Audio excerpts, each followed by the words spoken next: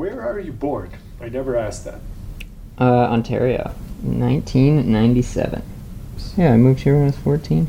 It was just a lot of finding stuff to do rather than having stuff to do. It was good. It was a lot of fun. It was like a weird change when I moved here. I'm just going straight into like a bigger city.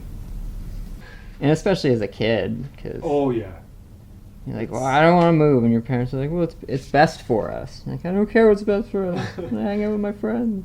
Yeah, I adjusted pretty quick, and it didn't seem like looking back now, I'm really glad we did it, just because there's a lot more opportunity in a city rather than a small rural town.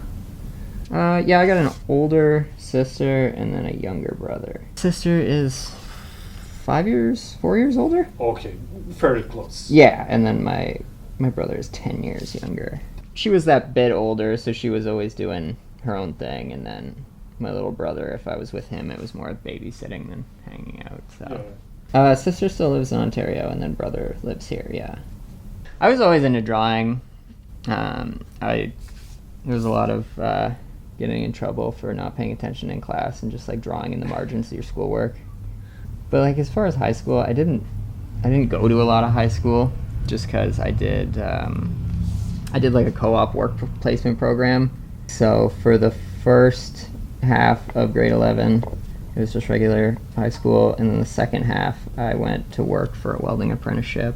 I worked the summer in between 11 and 12, and then the first semester of grade 12 was welding apprenticeship, and graduated, and then just went back to welding after high school. I was in the trade for 7 years, but the apprenticeship process is kind of on your own staple, so it's a 3-year program at minimum. It was a really good experience in the long run. It was just like you have to mature faster, I guess, than a lot of the people around me, just because I don't give a shit about a high school party. I gotta go to work tomorrow. Like, it just didn't matter as much. And then even that, it was like, oh, well, the fuck do I care about my test score for? Like, I have a job now. Like, it doesn't really matter. It was good. It was a lot of fun. I mean, a lot of experiences. I went to a lot of weird spots in Canada I just never would have gone to otherwise for work. And especially going to a place like St. Paul, Alberta.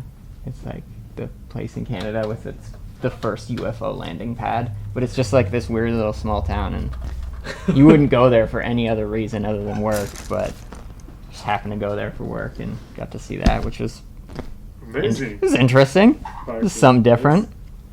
It was probably in grade 3. I remember the teacher we had was talking about how he would show us some big surprise at the end of the year if we were good in class or something ridiculous like that. And the big surprise ended up being that he got a tattoo. And it was some awful, like, Celtic knot or something up on his, like, the very top of his shoulder cap. And I remember, like, he instilled the excitement for us. I guess when he showed us, it was exciting. I don't know. It was an awful tattoo, and like thinking back on it now, it wasn't cool at all. But that was probably like the first thing I remember of it. Yeah, you knew it existed, but just never thought about it. And I'm sure that somehow stuck with me. But I guess the first contact would have been going with my girlfriend, and she got tattooed first. It was like right after we graduated, and then just being in the shop because she got like this traditional cat head on her forearm, and I don't know, it was a cool experience, like being in the shop and seeing all the flash up on the walls, and it's just like felt like a cool place to be. It's like I want to be here, and I want to be here more. Yeah. So that was the first time, and then after that it was like, well, now I want to get tattooed. Like I want to find out what it's all about. The first one I got like Roman numerals down the side of my hand. Just immediately the hand. Yeah, immediately the hand. Everyone tried to talk me out of it, and I was like, fuck you guys, this is what I want. And then looking back now, I'm like, man, I probably wouldn't have done that a second time. Yeah, nobody starts out exactly what they want. Yeah. I'm just glad I didn't, like, get some of the awful shit I thought was cool tattooed, and, like, walking around with a monster logo on my chest at 16, because I was like, yeah, this is tight. Because that would have been really hard to deal with when you get older. And, like, didn't even drink Monster Energy drinks. You're just like, the logo's tight. The It logo's just looks tight. cool. After I went to a tattoo shop and I was like, oh, the flash is awesome. Like, I want my house to look like this. So I tried painting for a really long time. And it was never super consistent.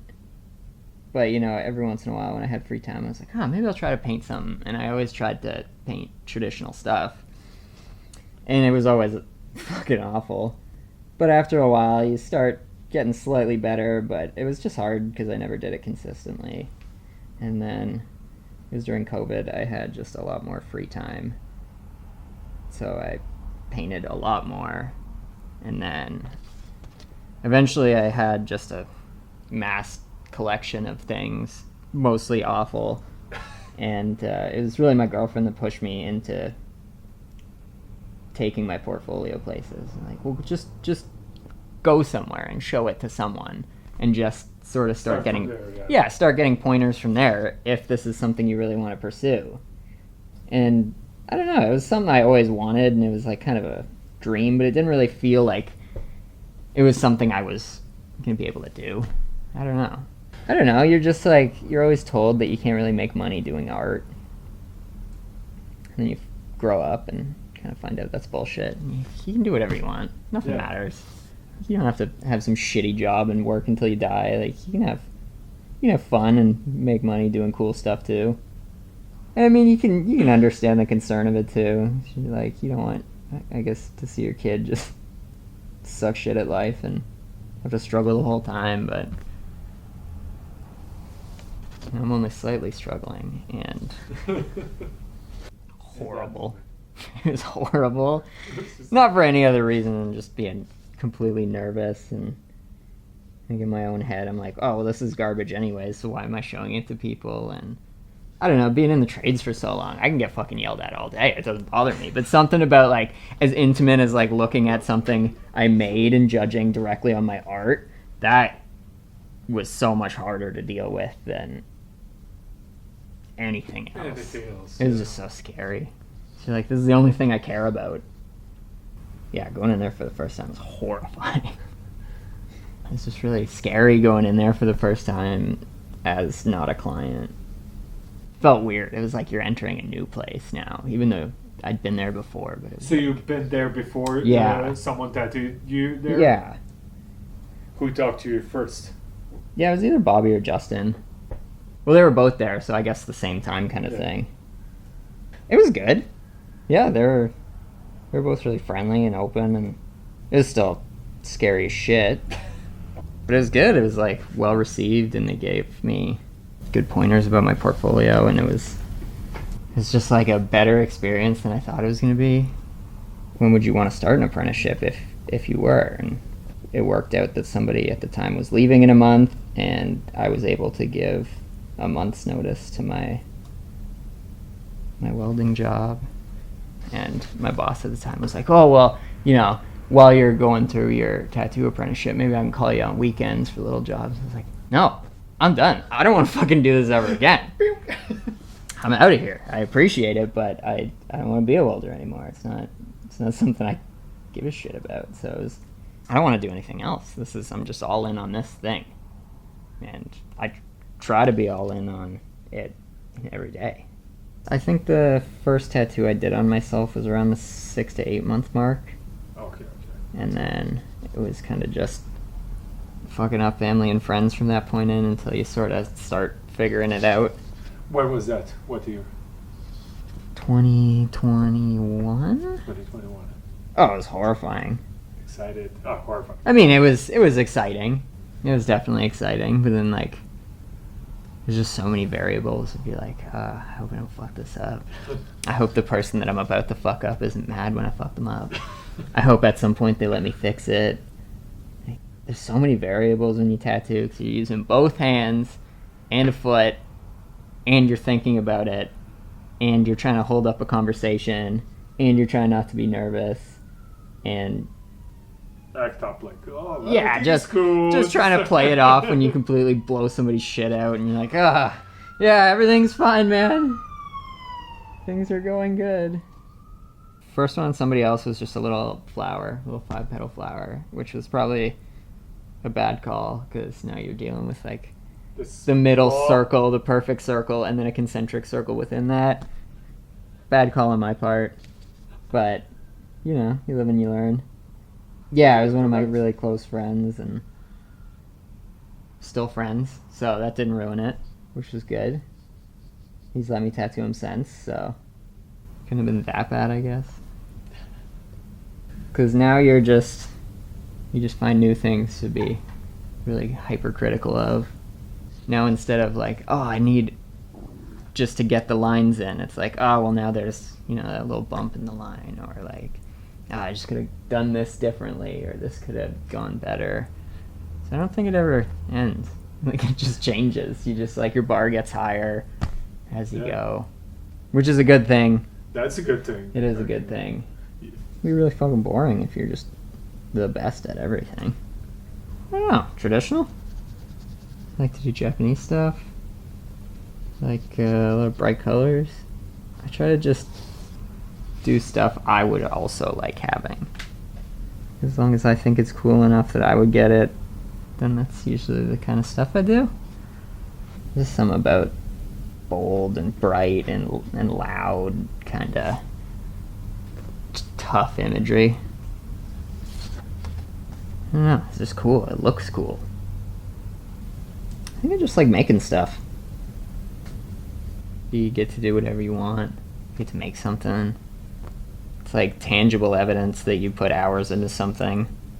I don't know, you got limits to what you can tattoo and how you can tattoo. You can't just do whatever you want. Yeah, there are limits. Yeah, there's only so many techniques you can utilize where, like, I can layer 70 different colors over this and it's not going to hurt the paper. Think about what you want to paint and you paint it. I don't know. Do you do your sketches first on iPad or? Yeah, I'll usually draw stuff out on an iPad and start with like a whole color rendering and stuff. And then it's kind of just paint by number when you actually get to painting it. Oh. It's usually like you're stoked about it, you're stoked that it's done, and then you like it for about 10 minutes, and then you start looking too hard at it and thinking about all the things you could have done differently. And then I usually just tuck it in a stack in my closet, and then I don't look at it for many years. And then occasionally you look through the stack, and you go, it's not that bad, you know, I was a little hard on myself. Or you go, no, I was right, this thing fucking sucks. But then it's weird, too, because you don't want to get rid of it. It's like you don't want to look at it, but you don't want to get rid of it. It's like you still have some level of attachment to it. Yeah, it's your work. Yeah, you're like, I still put a lot of hours into it, I just don't want to ever see it again. I don't know, sometimes it's good. It's nice to, like, see that you've made progress. Because usually when you just do something every day, you don't notice the little stuff you do better. Yeah. And then you get to look through something and you see, like, oh, there is actually, I'm doing something better. It doesn't look as awful as it used to. So sometimes that's nice. It's like a trial run. You get to test out all the stuff on a not permanent thing before you get to tattoo it. And it's nice when it's a tattoo because you're like, it's for this person. It's their tattoo. I just did it. Yeah. It's like you get to own it now. It's like having art in a museum or something. It's like the museum owns it now, but it's still mine. You're still the artist behind it. I don't know if that's how museums work. I don't know if the museum owns the shit. Yeah, for sure. Like a lot. Jobs I had before this, it was like more work by yourself or with one or two people, and they were coworkers rather than a client or somebody that was paying directly you for the service you're providing. It's just weird, like directly interacting with the person. I don't know if it was like necessarily hard, but it was just different. It's just like you gotta learn how to talk to people and kind of be a salesman in a way for your own stuff. And especially with like traditional, a lot of the imagery is really similar between artists, so it's like, why you over someone else? Yeah, she's definitely been my biggest support through everything, through my whole life for everything, so very lucky to have her. She's my best friend, and just I'd kind of be fucked without her. We've been together since high school. Oh. It was like we almost kind of grew up together too. And just having somebody in your corner your whole life, like through good stuff and bad stuff when you fuck up, and somebody that's always there and just gonna support you no matter what. It's good. It's a good feeling. It's good to have somebody like real solid in your life. My parents supported me, but they didn't fully understand it. They had pretty valid concern of just like, why would you quit a job and a career that you've spent building to go draw pictures? It just didn't really like compute for them, which is fair. It makes a lot of sense. But now that I've been doing it for a minute, and like I can show that I can support myself, and I'm just happier overall. They're a lot more supportive of it. I think as long as you don't end up dead or in jail, you're doing all right. The bar is pretty low there. Yeah. You keep the expectations real low, and then you surprise people all the time.